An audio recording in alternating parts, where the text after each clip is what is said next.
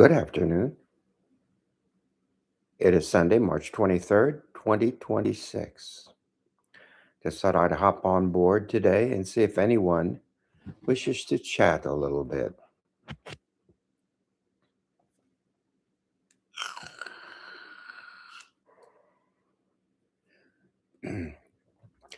Of course, the big news in the martial world is that Chuck Norris has passed away.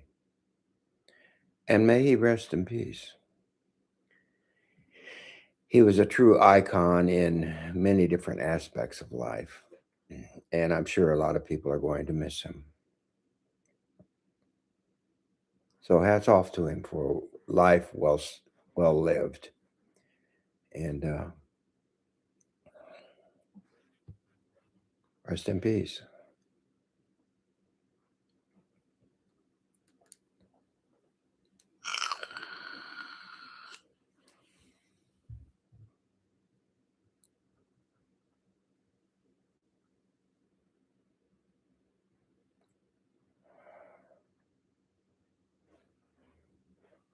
William Shatner just turned 95.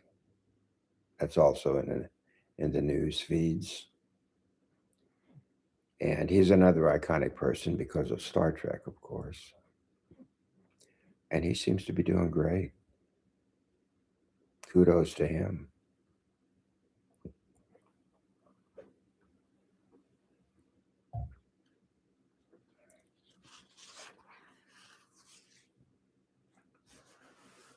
So, if anybody would like to come on and chat, you're most welcome to.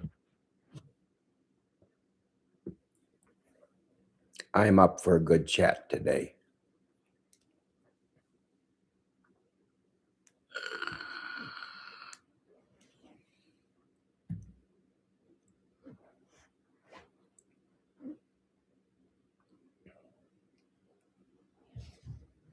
There's a lot of things I could talk about, but I really don't know what to talk about because I really need feedback from you. What is your interest and what do you want to talk about? And I can talk about almost anything. So it's really up to you.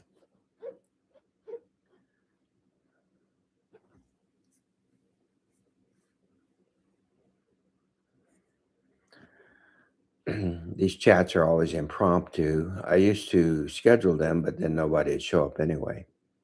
So it's more fun for me to do an impromptu chat and see who, if anybody, shows up. And we've had some good conversations because of it also.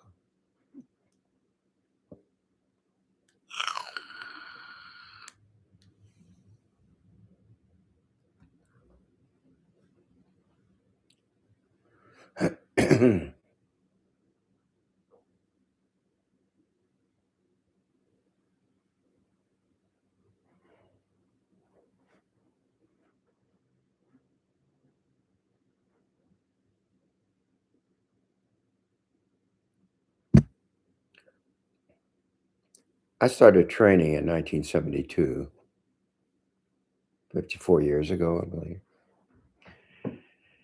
And back then, of course, you had Black Belt Magazine, and they covered a lot of different martial celebrities. One of them was Chuck Norris. So I followed his career path for decades, really. And back then, he was fighting in the tournaments down in Los Angeles. They had something called the Winter Nationals, put on by the Kempo expert uh, Ed Parker. And you would see Chuck Norris fight people like Mike Stone and Alan Steen, Gary Alexander, all of the top karate people of that time. And it was kind of a closed system because, of course, you want your top names to be fighting so that you can get a big crowd of people into the arena to watch them fight. And don't know why I have those in my ear. So it was an interesting time. I used to follow all this in the magazines. And my teacher, Zhong Guangming, also known as Master Ran Dong, who I studied with for a number of years until I got the complete Gumgong system. He was a fighting grand champion of Northern California 5 times. He used to fight against Bong Yu's guys. Bong Yu was a well-known Taekwondo specialist in the California area at that time. So there was an ongoing feud of sorts, a competitive feud between Bong Yu and his people and Master George Long, my first teacher, Ran Dong, and them. And Master Ron always won. And he told me one time he had put in for the Winter Nationals. He paid the fee and he paid the fee and he submitted the application to get into the Winter Nationals in Southern California. And they sent back his application and his money. He got to asking around about this. What is the reason for that? And somebody, I don't know who, someone told him because they considered him a ringer because of his undefeated record in Northern California.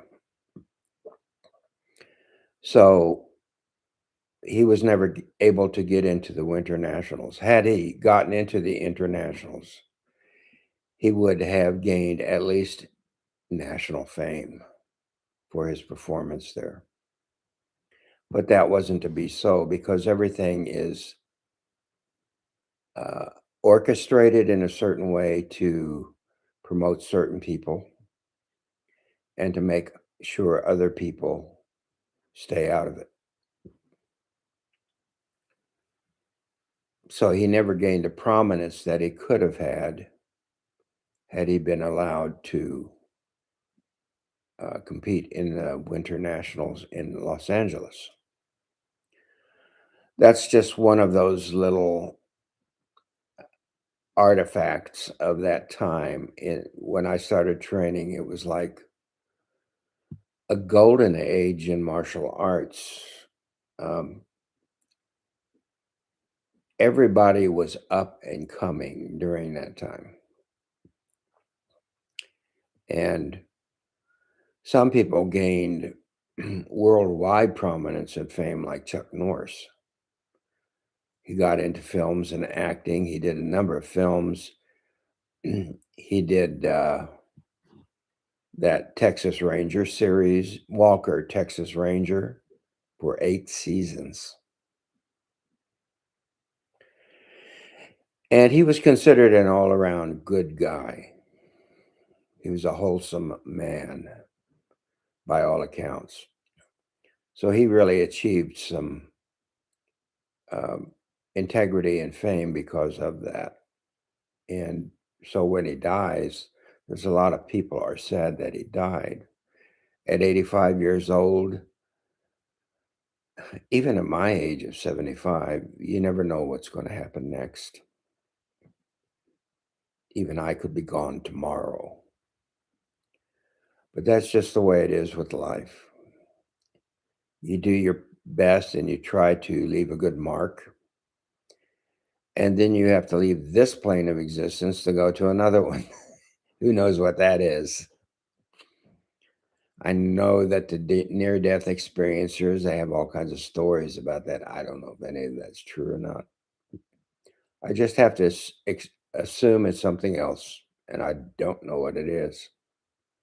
And I'm also not afraid of it. If you lead a good life, there's no reason to fear death. It's just part of the process of getting out of the way so somebody else can take your place and do the moves that they need to do in their life while they're on this plane of existence. So kudos to him. Rest in peace. Rest in peace, Walker, Texas Ranger.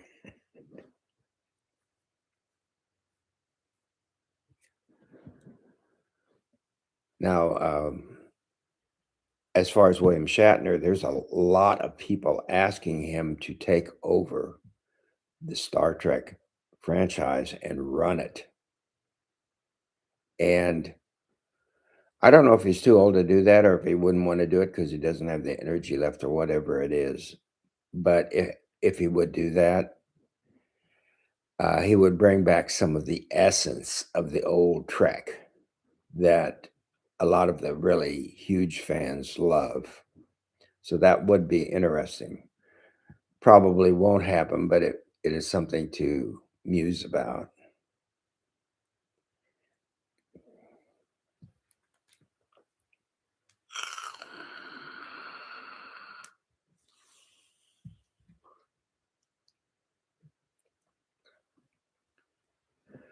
Oh, one thing I learned about Chuck Norris is he has a vast collection of Bruce Lee memorabilia. Now, I don't know if this is true or not, but Sylvester Stallone says he wants to open a museum to display that memorabilia. I think that would be incredibly interesting because he has a lot of personal memorabilia from that area. And of course, in Enter the Dragon, I think that's the name of it. No, not Enter Dragon, Return of the Dragon, where he fought Chuck Norris in the arena in Italy, which is an iconic fight scene, to say the least. Um, so Chuck Norris actually trained with him, I think, for a year and a half, they said. And he has a lot of personal memorabilia from that time period. And that would be fantastic to learn about some of that.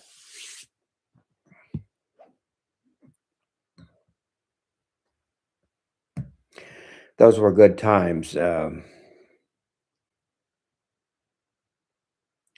Karate was just starting. This is back during the early 70s.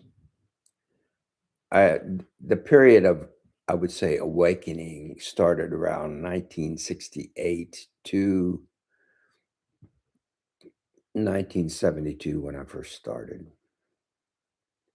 And I started 1 month exactly before the television series with David Carradine entitled Kung Fu came out on ABC. And that's how I know my Kung Fu birthday. I always date back 1 month from, I think it's February 19th, the Kung Fu series came out in 1972. So I date back 1 month, and that's how I know my Kung Fu birthday. But anyway, what was I going to say about that? It was a golden age for martial training because everybody was finding out, well, what are these different things? What's the difference between Kung Fu and karate, for instance? What is this thing called Aikido, for instance? And everybody was exploring and trying to figure out what these different kinds of motion studies were all about, how they worked, and how they could be used. So it was a particularly flourishing time for martial arts. And that lasted up through, I would say, uh, the mid 90s. I opened my school in 1990, and for 7 years, the school really went strong. Then the interest started to wane. And I think collectively across a lot of different martial arts spheres, it started to wane. But between that 1970s period and the late 1990s, you had many different trends. You had your judo trend, your karate trend, then the kung fu trend, and then you had the ninja trend, then you had the shoot boxing trend, then you had the mixed martial arts trend, and then you had the Gracie Jiu-Jitsu trend, and then it became commercialized into what we know nowadays as Bellator and the UFC.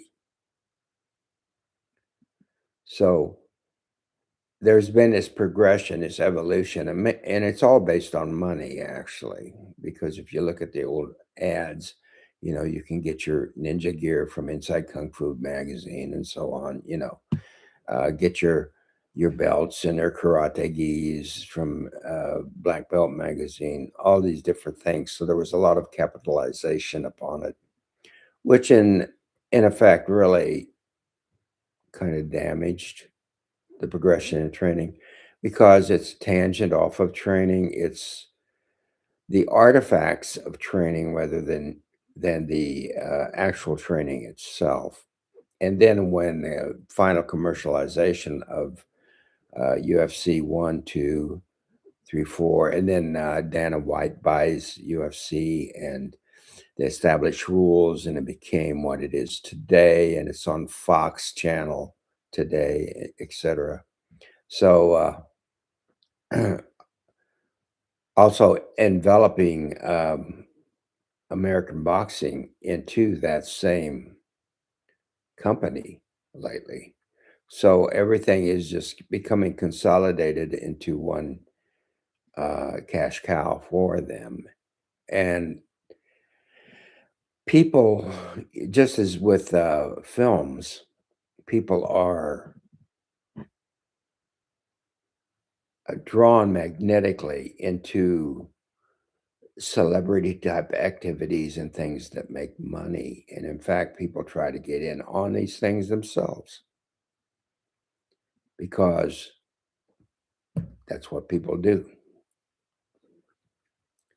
But if you look at martial arts, which actually martial art is what these things are. If you look at combat fighting, like war fighting, that is a martial craft.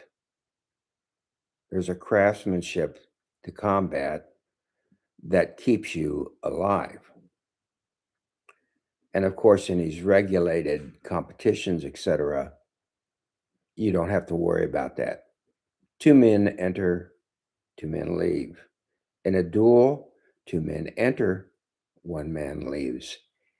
In combat, it's melee, it's chaotic, it's brutal, it's scary, it's terrifying, it's war. So that is the craft of fighting is war. And people, and this is really part of the marketing, people think that when they see, for instance, UFC fighters, they call them warriors. Uh, we haven't had warriors on this planet for several centuries. The moment that they started using firearms, whether it's the arabesque or the musket, there was no more warrior. Everyone became infantry at that point. Armies became organized. There was no individual heraldry. Hello, I'm doing a talk here. There was no individual heraldry, no heroics. There was no Iliad and Odyssey, so to speak. There's no Trojan War and Helen of Troy. There was no Achilles. There was no Hector because all you had to do was shoot somebody. So you might think, well, what's the reason of doing all this if you can't make money from it? And it gets a little bit deeper if I talk about that. There's two types of technology in this world. There's mechanical technologies, of which computers in a digital space is part of that. I'm talking to you through a machine. It has no moving parts, but it has a moving transmission through it. So it's considered a machine. So there are machine technologies, which the West has focused on for centuries. And there's a much older type of technology called human technology. And I define human technology as using or utilizing the human body as the instrument of its own perfection. And you find many instances of this throughout the ancient world, even now. I do a number of human technologies myself, chiropractic, acupuncture, the Gong Fu, in all of its different aspects, the weapons of Gong Fu, which are vintage weapons. And I always have to chuckle that whenever somebody demonstrates a weapon on the internet, there's always somebody that posts somebody shooting a gun at somebody with a bladed weapon. That's assuming that the person with the bladed weapon is going to stand there in front of them. But that's another discussion, and that's an on-way. It's like, so what? And the so what is it's a cultivation of self. The more you cultivate yourself, become aware of yourself, the more you attain apperception, which is the mind refining the mind. You're actually colonizing your own mind, the more you progress as a person. And this is self empowerment. This is self sovereignty. That's the reason for martial training, to know yourself. So it's really easy to get caught up with the celebrity and the money and everything that's going on nowadays. That's not the real reason for doing martial training. Martial training is to empower the self.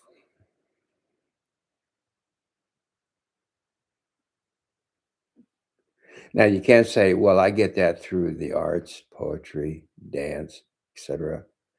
Yes, in a certain facet, yes, you can. And if the bad guys come, that's not going to help you. It's like the old Zen story of two men are in a boat crossing a body of water, and a storm comes up. Or, pardon me, and one of them is asking the other, "Well, have you studied philosophy?" He said, "No, I haven't." So this person expounds philosophy to the other guy.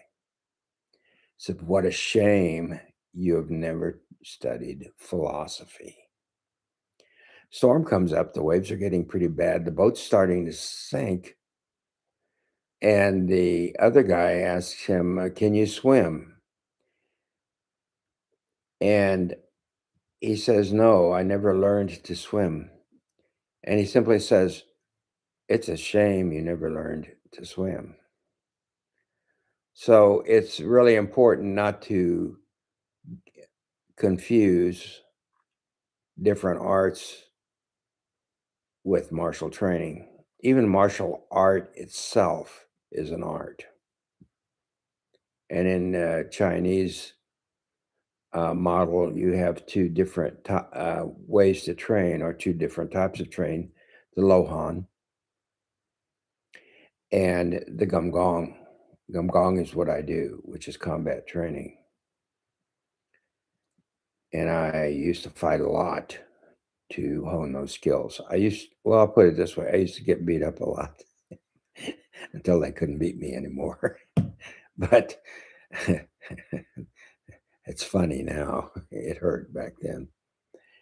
But then the other is Lohan, the monk's training, and all the wonderful forms and everything you see nowadays.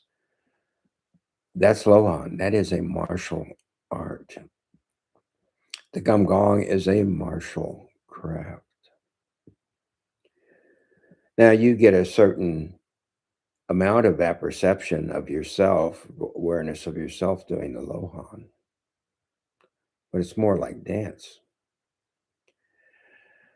The Gum Gong is brutal. And because it's brutal, you really learn a lot about yourself, also about the other guys that you fight. So there's a much more intimate response with Gum Gong or combat training. And that's why military people that are in combat today, they consider each other brothers. The guy next to you on each side is a brother because of the intimacy of that combat. So that's the why of training Gum Gong. And will you get any benefit from the Lohans? Sure. In fact, for most people, I would recommend that. Gum Gong is not for everybody. Combat is not for everybody. I'm glad I did it. I'm glad I survived it. I'm glad I got through it. It was horrible. It was wonderful, elating, all at the same time. But I never want to do it again. It was 7 years of absolute gruel. It's like going through a dark tunnel, and once you come out the other end, it's very bright. So I'm glad I did it. Don't recommend it for everybody. Very few, in fact. But the Lohan, have fun. It's enjoyable. It's like dancing or art or anything else.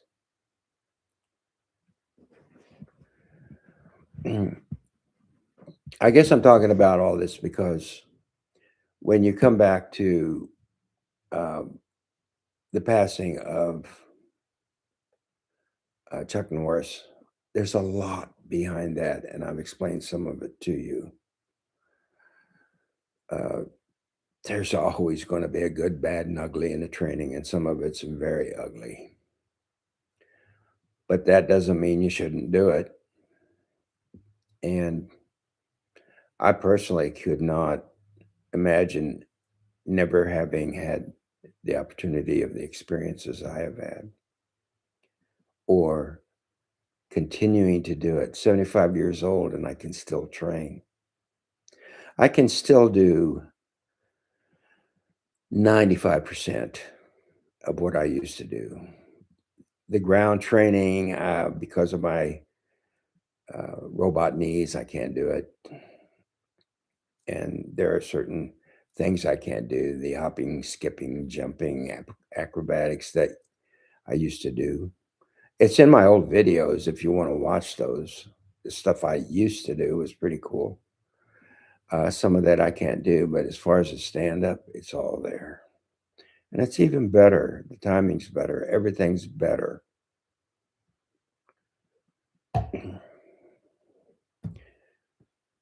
How long will it last? I don't know. Like Chuck Norris, I know I am going to pass also. And it's good.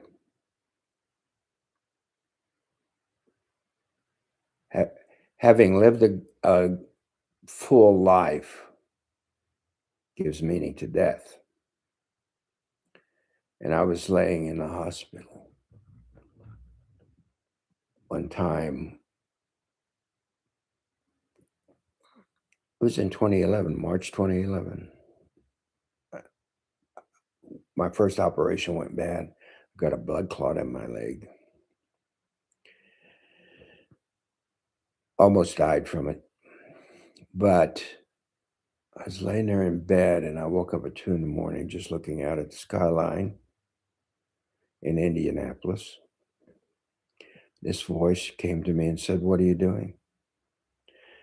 And I said out loud, "What do you mean, what am I doing?" And it said again, "What are you doing?" I got kind of upset about that. I said, "I don't know what you're talking about." And the voice very quietly said to me, "You have been trying to add to or take away from your life to make it better. Life is the gift. You cannot add to or take away from the gift. It's like trying to gift a gift." In that moment, it just kind of hit me. I got it. And all the tension and anger and everything in my body, like flowing wax, just flowed out of my body. And it's just like, walked out of that hospital a changed man. I should say hobbled out, but I got better. And that has informed me the rest of my life. But anyway,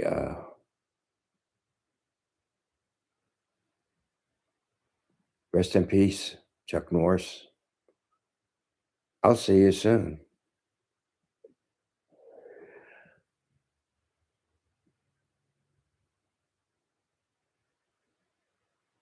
So always remember, train with pure heart, train for life. Smith out.